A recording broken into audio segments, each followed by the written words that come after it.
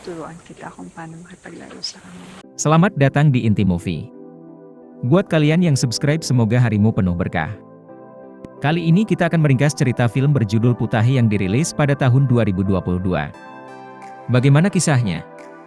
Langsung saja kita lanjut ke ringkasan cerita film asal Filipina ini.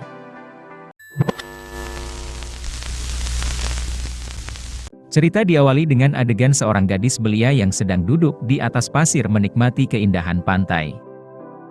Gadis ini terlihat sedang memegang seekor ikan di tangannya. Kemudian tanpa basa-basi gadis ini pun langsung memasukkan ikan tersebut ke dalam lubang buayanya.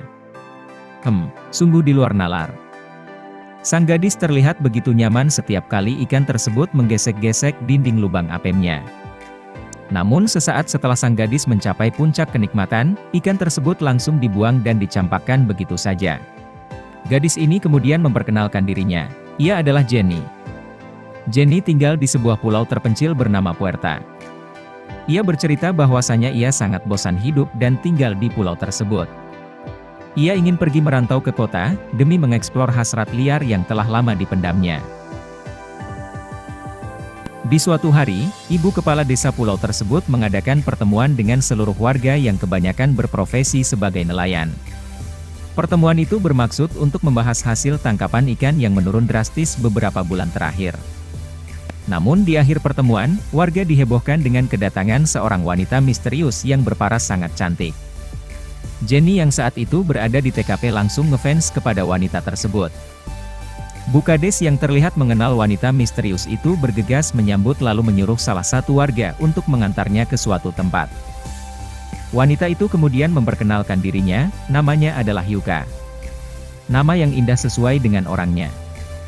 Setelah seharian di luar, Jenny pulang ke rumah dan disambut kurang enak oleh ayahnya. Ayah tidak suka jika Jenny pulang terlalu larut. Jenny lantas memberitahu sang ayah bahwasanya ada seorang wanita cantik datang ke pulau mereka. Namun ayah Jenny tidak peduli dan enggan membahas kedatangan wanita tersebut. Keesokan harinya Jenny berkunjung ke bekas rumah kakek neneknya yang sudah lama ditinggalkan dan kini terlihat sudah menjadi reruntuhan. Di sana ia tak sengaja bertemu dengan Yuka. Karena gugup dan malu, Jenny pun lantas kabur lari terbirit-birit meninggalkan tempat itu. Di hari yang mulai senja di atas batu karang, Jenny curhat kepada sahabatnya. Ia mengungkapkan bahwa ayahnya jadi galak setelah kematian sang ibu. Jenny bahkan dilarang pergi meninggalkan pulau. Selain itu, Jenny juga mengungkapkan keinginannya untuk menjadi seorang juru masak. Ia bermimpi suatu saat ia bisa memasak untuk banyak orang. Yuka benar-benar menjadi sosok yang diperbincangkan seluruh warga Pulau Puerta. Bapak-bapak yang sedang nongkrong dan ngopi di sebuah warung, terdengar selalu memuji kecantikan dan keseksian Yuka selama pembicaraan berlangsung. Mereka menganggap kedatangan Yuka dapat membawa keberuntungan buat mereka. Tak kalah heboh, ibu-ibu di pulau ini juga sedang bergosip. Tentu saja Yuka lah yang menjadi menu utama topik pembicaraan mereka. Mereka sebal, suami-suami mereka terlalu memuja kecantikan Yuka. Mereka juga curiga kalau Yuka bukanlah wanita baik-baik. Entah mukjizat atau memang kebetulan belaka, firasat bapak-bapak tentang keberuntungan yang dibawa Yuka sepertinya benar adanya. Hasil tangkapan ikan mereka kali ini sangatlah melimpah, dan merupakan rekor terbanyak selama beberapa bulan terakhir. Di tengah suasana bahagia yang sedang dirasakan oleh para nelayan, Yuka tiba-tiba datang dan langsung menjadi pusat perhatian semua orang. Memakai gaun bermotif bunga-bunga, Yuka benar-benar terlihat sangatlah menawan. Kepada para nelayan, Yuka menanyakan apakah ada tukang kayu di pulau ini, yang bisa membantu memperbaiki rumahnya. Sayangnya para nelayan yang kebetulan saat itu sedang bersama istri-istrinya, menolak untuk membantu Yuka. Istri-istri mereka ini takut kalau nanti suami-suami mereka terbius, atau tergoda oleh kecantikan Yuka. Untungnya ada salah satu dari nelayan yang bersedia membantu Yuka. Ia berdalih bahwa ia sedang butuh uang karena istrinya akan melahirkan. Yah, walaupun tetap saja istrinya terlihat cemberut sembari memarahi nelayan tersebut. Kepopuleran Yuka makin hari makin menjadi-jadi saja. Apalagi tersiar kabar bahwa Yuka sedang mengadakan grand opening warung makan miliknya. Sontak saja bapak-bapak di pulau ini langsung berbondong-bondong datang memenuhi warung makan tersebut. Mereka rela tidak makan di rumah demi mencicipi masakan lezat yang dimasak langsung oleh tangan Yuka. Jenny benar-benar terobsesi pada sosok Yuka. Penampilan Yuka yang menawan membuat Jenny ingin terlihat seperti Yuka. Ia bahkan berdiri di depan cermin dan bergaya seolah-olah ia adalah wanita yang menjadi idolanya itu. Hal itu membuat ayahnya bertanya-tanya, jangan-jangan anak semata wayangnya sudah gila. Suatu hari Jenny yang sedang bermesra-mesraan dengan pacarnya, mengungkapkan rasa kekagumannya pada Yuka yang teramat cantik. Namun pacar Jenny malah ngegombal, katanya kecantikan Yuka masih tidak ada apa-apanya dibanding Jenny. Pacar Jenny juga mengatakan bahwa menurut kabar yang beredar Yuka merupakan seorang pekerja enak-enak. Setelah itu dia malah mengajak Jenny untuk berbuat yang tidak-tidak. Jenny langsung menolaknya karena merasa ilmunya masih kurang.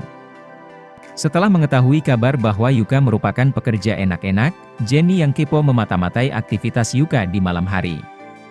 Ia mengintip dari kejauhan dan alangkah terkejutnya ternyata kabar tersebut bukanlah isapan jempol belaka.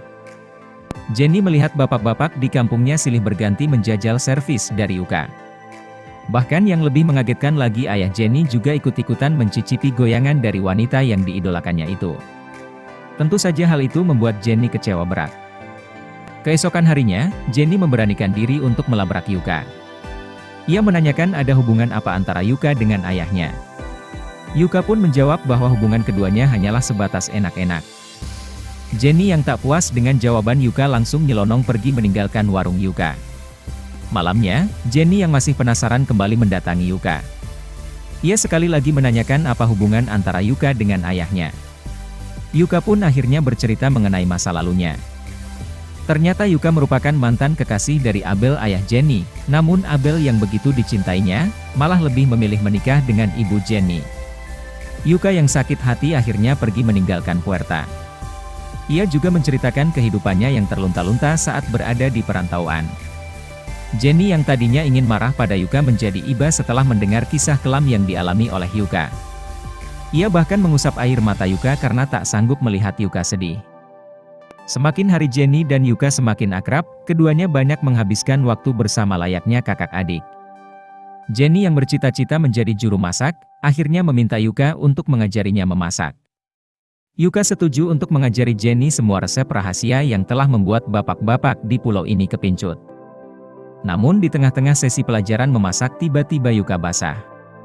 Karena hasrat yang sudah diubun-ubun Yuka pun mengajak Jenny untuk beradu gunting.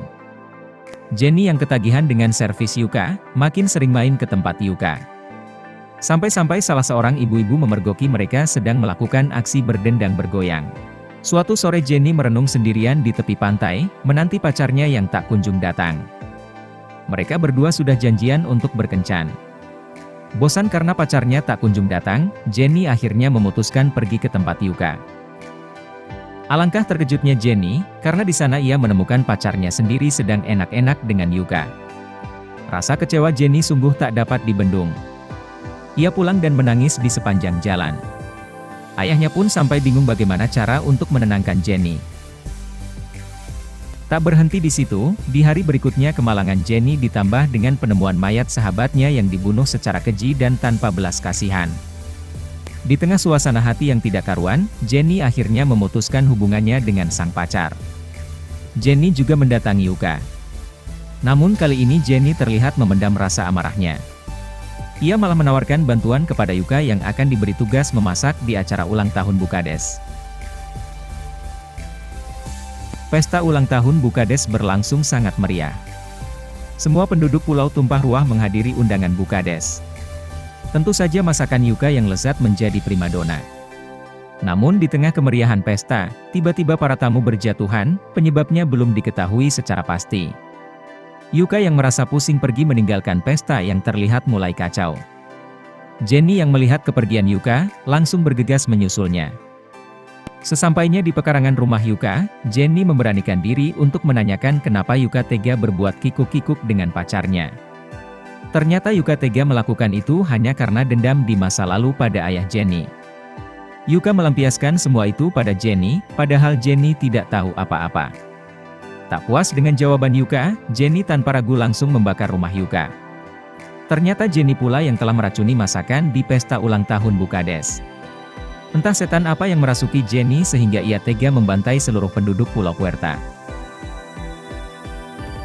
Di akhir cerita, Jenny yang merasa puas setelah melakukan aksinya, terkejut ketika ia tiba di rumah. Ia mendapati ayahnya jatuh tergeletak tak berdaya di teras rumahnya.